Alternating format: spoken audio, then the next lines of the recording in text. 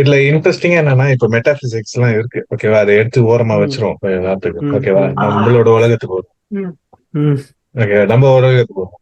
இந்த perception and reality நம்மளோட உலகத்துல ஒரு மெட்டாபிசிக்ஸ் லேயர் இல்லாம எப்படி வந்துட்டு யூஸ்ஃபுல்லா இருக்கும் இத பத்தி புரிஞ்சுக்கிறது அப்படின்னு நீங்க என்ன நினைக்கிறீங்க? இப்படி கேட்டனா, எனக்கு என் மைண்ட் வேலை செய்யறது சைக்காலஜி தான். ஓகே, சைக்காலஜிக்கலி நிறைய விஷயங்கள் நம்ம வந்து நம்மளோட பிலீஃப் சிஸ்டம்ஸ் அண்ட் திங்ஸ் நம்ம யோசிக்கிறது.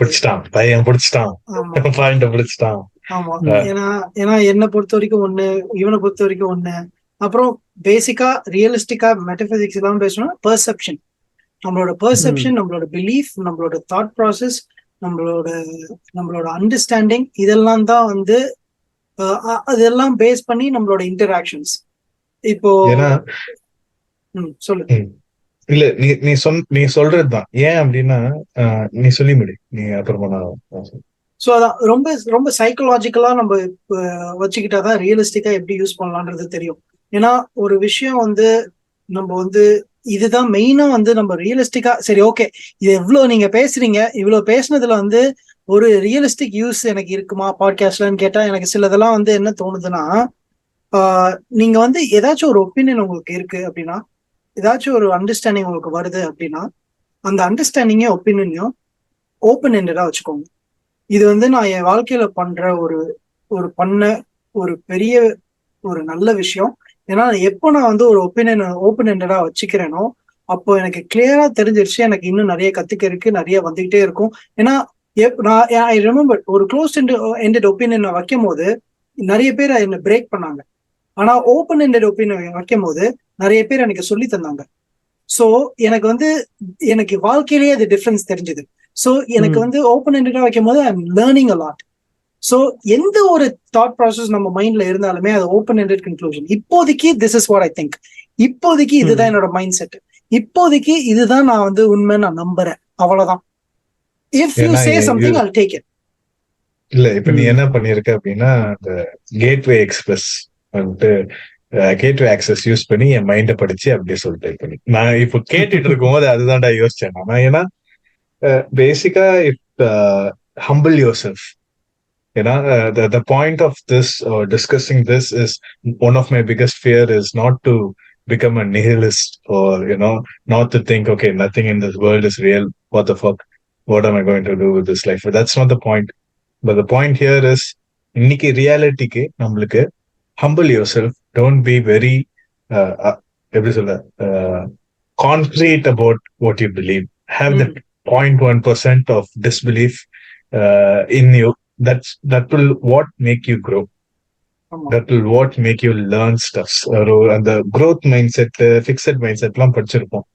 If you are a very எப்படி சொல்ல, confident person, இந்த பாட்காஸ்ட் கேட்டோன்னே I think you will humble yourself. ஆமா, அது ஆக்சுவலா we will never, அதான்டா நம்ம அதுவும் இந்த மாதிரி ஒரு பிலீஃப் எல்லாம் வந்து எவ்வளவு ரூடான பிஹேவியரை உருவாக்குது நம்ம பாக்குறோமே. அதாவது ஒரு பிகெட்டட்னஸ், நான் வந்து என்னோட பிலீஃப் இதுதான், நீனும் அதுதான் நம்பணும், அந்த மாதிரி ஆட்டிடியூட்லாம் நம்ம மாத்தணும். ஏன்னா what is real to you could be something completely different to someone else. நீ வந்து ஒரு பிலீஃப் சிஸ்டம் வந்து இன்னொருத்தர் மேல இம்போஸ் பண்றது, இன்னொருத்தர் வந்து அதுக்கு வந்து முடியாதுன்னு சொல்லிட்டு ஃபைட் பண்றது, அன்வான்டட் unnecessary things.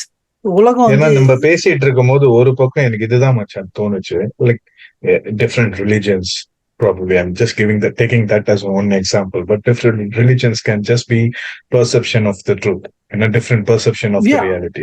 Exactly. எல்லா ரிலிஜனுக்கும் ஒரே ஒரு காமனான விஷயம் என்ன, கடவுள் அப்படின்றது ஒரு என்டிட்டி இருக்கு. சோ எல்லா ரிலிஜனும் நான் அப்படியே ரெடியூஸ் பண்ணிடலாமா? ரிலிஜன் வந்தா கடவுள் இருக்கு அப்படின்றீங்க. அப்போ எல்லா ரிலிஜனுக்கும் ஒரு கடவுள் அப்படின்றது எல்லாரும் காமனான ஒரு ஃபேக்டர் என்ன, கடவுள். So use that to not fall into any stupidity and fights. எல்லாருக்கும் கடவுள் நம்பிக்கை இருக்கு, ரிலிஜன் நம்புறவங்க எல்லாருக்குமே.